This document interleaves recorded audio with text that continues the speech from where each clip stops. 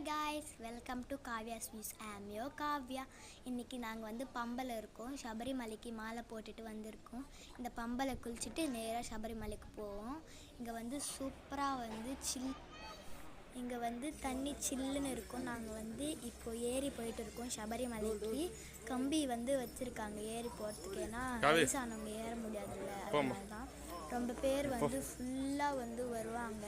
அப்படியே ஃபுல்லு கூட்டமாக இருக்கும். இன்றைக்கி வேறு ஓப்பனிங்கா, அதனால தான் ஃபுல்லு ஜனம் இருப்பாங்க.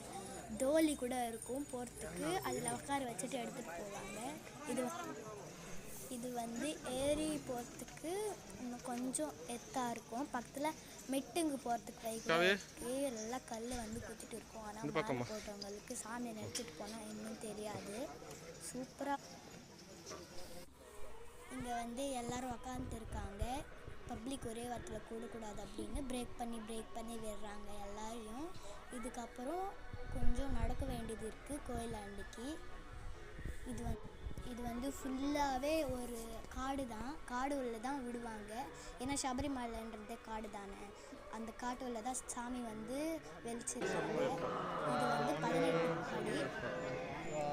18 படி. எல்லாம் வந்து கோல்டில் பண்ணியிருக்காங்க. தேங்காய் வச்சுட்டு 18 படி ஏறி போய் சாமியை தரிசனம் பண்ணிருக்காங்க. ரொம்ப வந்து